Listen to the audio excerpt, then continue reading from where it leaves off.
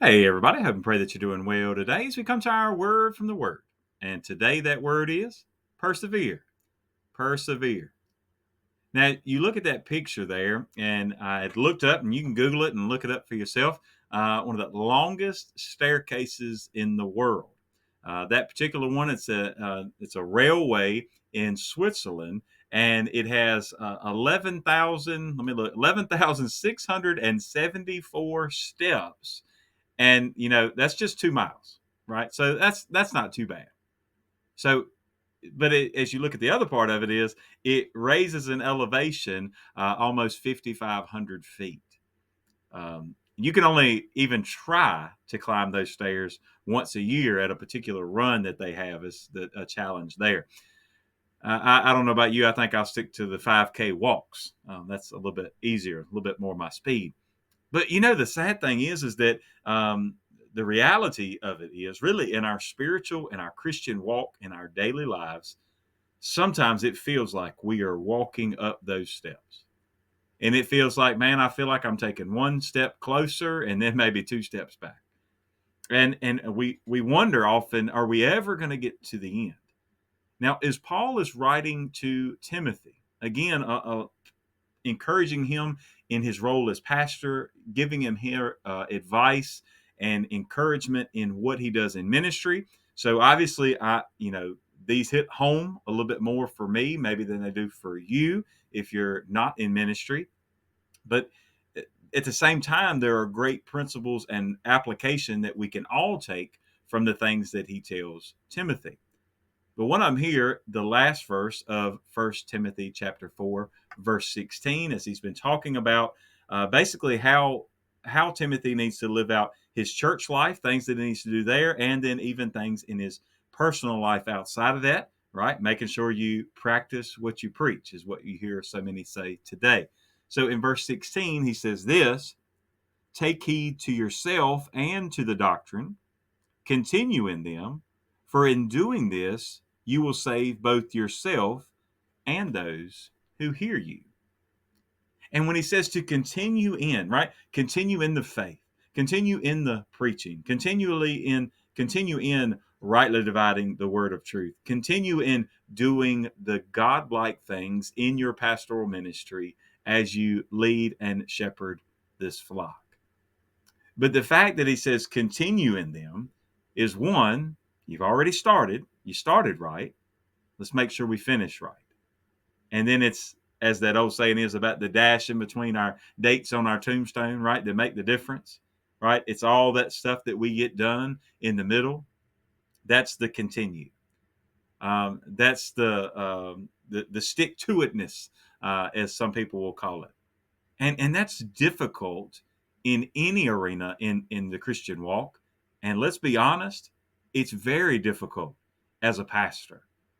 Now, I'm not going to do this video telling you, trying to make you think how difficult a pastor's job is, but I want you to also look at this and understand why I covet your prayers, because it is hard.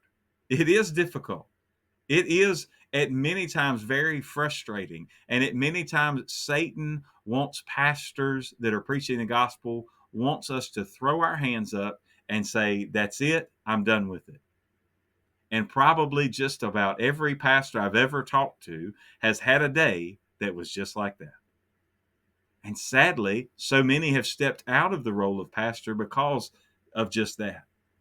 So that it's not worth it. It's not worth the pain it's causing my family. It's not worth the pain it's causing me. It's not worth the struggle. It's not worth the stress. It's not worth trying to continue to pour out and not get anything in return. To feel unsupported, whether it be at home, whether it be at the church, whether it be in the community, whether it be with wherever, right? There are so many pastors that are struggling, and I promise you, I'm not immune to those struggles. That's why I covet your prayers. But the thing that I love, and the reason I wanted to share this with you today, is it's that word, right? Continue, or as our word for today, right? To stick with our alliteration for the week with the letter P, right? Is to persevere, continue on. And that's not just in pastoral ministry. It is in everything that God has given us to do. So if he's given you the ministry of a deacon, or the ministry of a Sunday school teacher, or children's teacher, or nursery worker, or janitor, or maintenance, or lawn care, or whatever the case, greeter, whatever the case may be, no matter what your role is, no matter what your ministry is, and even go further than that, we all have spiritual gifts. So no matter what your spiritual gift is and what God has given you to do specifically for the body of Christ, continue in it. Persevere. It's not going to be easy. And if it was easy, would it be worth it?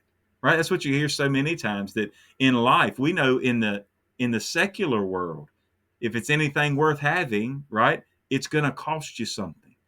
It's going to cost you some time and energy and effort.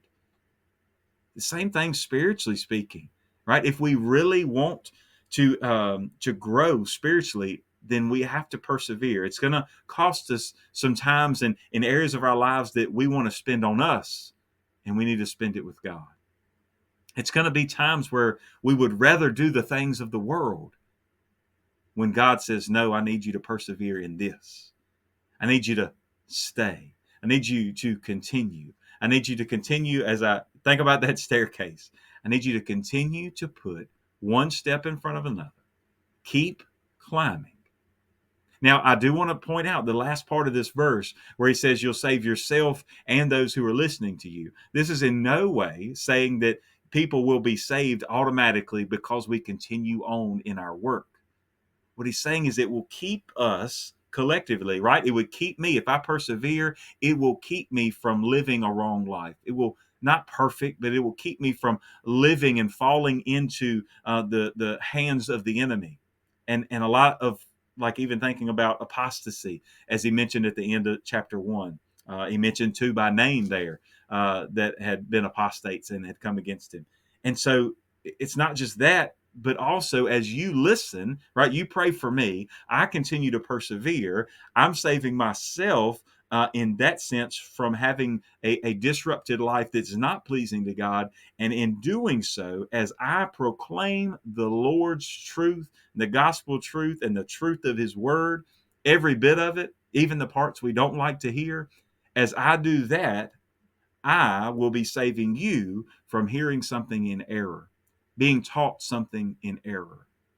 And no matter where you attend church, if you attend a gospel preaching church, then you need to pray for your pastor. And you also need to be involved, because you need to persevere in what God has given you to do as well. God bless you. And I pray you have a great, great day.